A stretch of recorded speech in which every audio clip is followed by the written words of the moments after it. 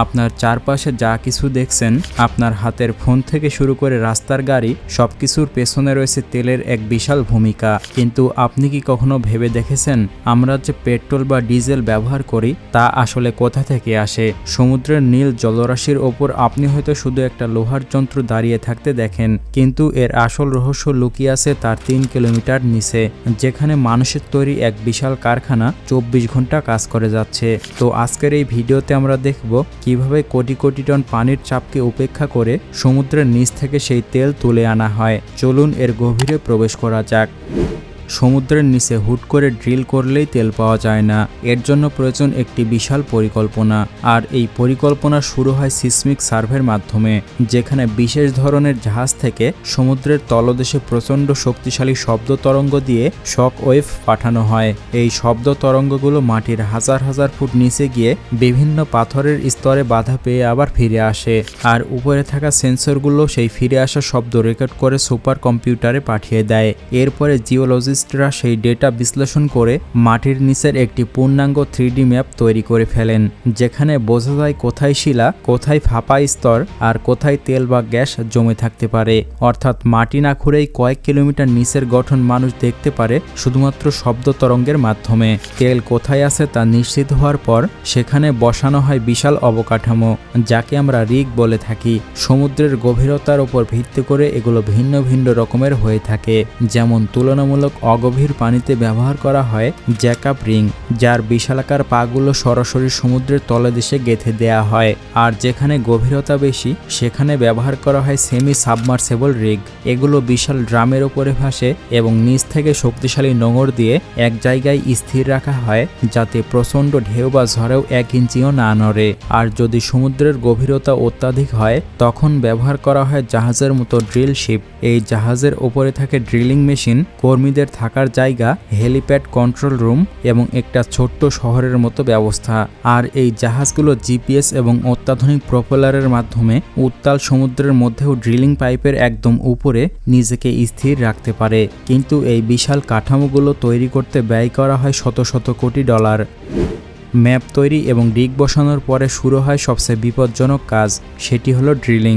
রিগের ওপরে থাকা drilling system থেকে লম্বা ড্রিল পাইপ একটার সাথে আরেকটা জোড়া দিয়ে সমুদ্রের তলদেশে নামিয়ে দেওয়া হয়। আর এই ড্রিল বিটের মাথায় থাকে কার্বাইডের তৈরি দাঁত, যা যে কোনো শক্ত পাথর ভেদ করে খনন করে যায়। কিন্তু মাটির নিচে থাকা তেলের ভাণ্ডার থাকে প্রচণ্ড চাপে, তাই ড্রিল করার সময় সে চাপ যাতে হঠাৎ করে বিস্ফোরিত না হওয়ার জন্য ব্যবহার করা হয় ড্রিলিং মুড বা বিশেষ এক ধরনের কাদা।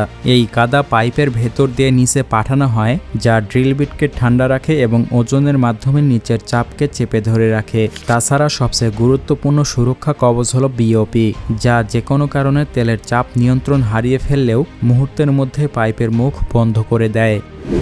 এরপরে যখন ড্রিলিং শেষ হয় তখন ড্রিলিং পাইপ সরিয়ে সেখানে বসানো হয় এক যন্ত্র, যাকে বলা হয় ক্রিস্টমাস ট্রি। সমুদ্রের তলদেশে তেলের কূপের মুখে এটি স্থায়ীভাবে বসিয়ে দেওয়া হয়। এই যন্ত্রের কাজ হলো তেলের প্রবাহ নিয়ন্ত্রণ করা। যদি উপরে কোনো সমস্যা হয় বা পাইপলাইনে চাপ বেড়ে যায় তবে এই ক্রিসমাস ট্রি রিমোট কন্ট্রোলের মাধ্যমে যে কোনো সময় তেলের লাইন বন্ধ বা চালু করতে পারে। আর এটি ছাড়া সমুদ্রের কয়েক হাজার ফিট নিচে তেলের প্রবাহ নিয়ন্ত্রণ করা মানুষের পক্ষে অসম্ভব, কারণ সমুদ্রের এত পরিমাণ গভীরে মানুষের পক্ষে যাওয়া একদমই অসম্ভব, কারণ সেখানে পানির চাপ এতটাই বেশি যে একটা আস্ত গাড়িকে সেকেন্ডের মধ্যে দুমড়ে মুচড়ে দেওয়ার ক্ষমতা রাখে। আর তাপমাত্রা থাকে হিমাঙ্কের কাছাকাছি। এখন প্রশ্ন হলো, তাহলে সেখানে এই জটিল যন্ত্রগুলো সেট করে কিভাবে? এই অসাধ্য কাজটি সাধন করা হয় রিমোটলি অপারেটেড ভেহিক্যাল দ্বারা। এগুলো এক ধরনের শক্তিশালী আন্ডার ওয়াটার রোবট, যা উপর থেকে তারের মাধ্যমে নিয়ন্ত্রণ করা হয়। এই রোবটগুলোর থাকে অত্যাধুনিক ক্যামেরা এবং যান্ত্রিক হাত। তারা সমুদ্রের তলদেশে গিয়ে ড্রিলিং বিট পরিবর্তন করা থেকে শুরু করে পাইপলাইন মেরামত করা কিংবা ক্রিসমাস ট্রির সূক্ষ্ম কাজগুলো অনায়াসেই করে ফেলে।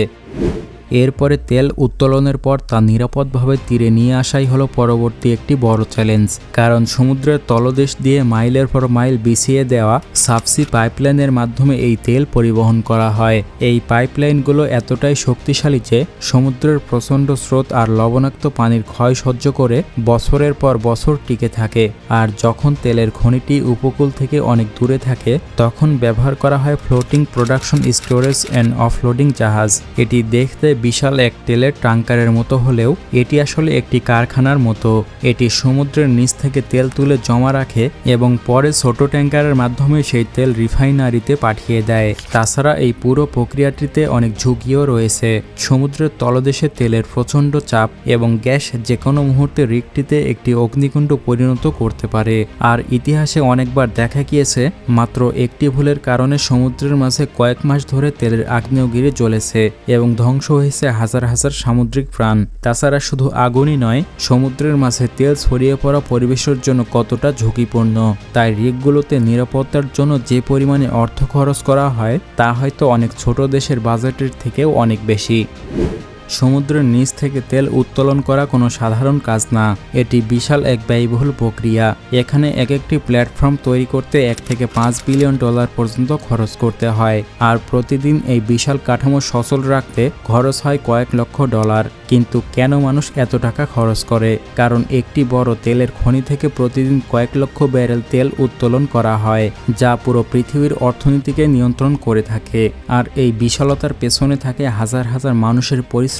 ইঞ্জিনিয়ার থেকে শুরু করে শেফ, টেকনিশিয়ান থেকে শুরু করে রোবট অপারেটর 24 ঘন্টা শিফটে এখানে কাজ করতে হয়। কারণ একবার মেশিন বন্ধ হওয়া মানে কোটি কোটি টাকার লোকসান। এবার আসি কোন কোন দেশে সবচেয়ে বেশি পরিমাণে সমুদ্র থেকে তেল উত্তোলন করা হয়। সমুদ্র থেকে তেল উত্তোলনের এই বিশাল কর্মযজ্ঞ সব দেশ সমানভাবে করতে পারে না। এর জন্য প্রয়োজন অত্যাধুনিক প্রযুক্তি। বর্তমানে বিশ্বের সমুদ্রের তেল উত্তোলনের রাজা বলা হয় মাত্র কয়েকটি নির্দিষ্ট দেশকে। সেই তালিকার শুরুতেই রয়েছে সৌদি আরব, যাদের পারস্য উপসাগরের অগভীর পানিতে রয়েছে বিশ্বের বৃহত্তম অফশোর তেল ক্ষেত্র। এরপরই আসে যুক্তরাষ্ট্রের মেক্সিকো উপসাগর, যা পৃথিবীর সবচেয়ে ব্যস্ত এবং প্রযুক্তিগতভাবে উন্নত ড্রিলিং জোন। কিন্তু আপনি যদি গভীর সমুদ্রের কথা বলেন তবে সেখানে রয়েছে ব্রাজিল। তারা সমুদ্রের কয়েক কিলোমিটার নিচে লবণেরও স্তরের নিচে থেকে তেল উত্তোলনে বিশ্বসেরা।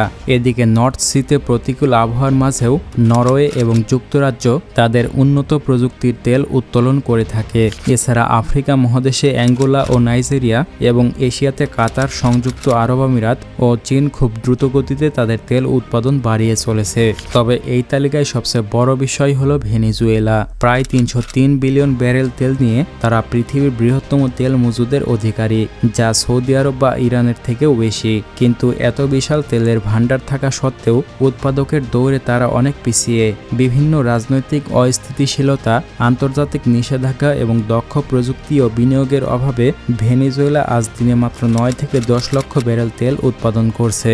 যেখানে সৌদি আরব বা আমেরিকা দিনে 1 কোটিরও বেশি ব্যারেল তেল তোলে, সেখানে ভেনেজুয়েলা তাদের বিশাল ভান্ডার থাকা সত্ত্বেও বিশ্ব বাজারের একটি ক্ষুদ্র অংশ মাত্র দখল করে আছে। আমরা হয়তো ভাবতেও পারি না, কিন্তু সকাল থেকে রাত পর্যন্ত আমাদের ব্যবহার করা অর্ধেকেরও বেশি জিনিস কোনো না কোনোভাবে এই তেলের উপর নির্ভরশীল। তো ভিডিওটি কেমন লেগেছে তা অবশ্যই কমেন্ট করে জানাবেন। আর প্রতিনিয়ত এরকম আরও ভিডিও পেতে অবশ্যই চ্যানেলটি সাবস্ক্রাইব করে রাখুন।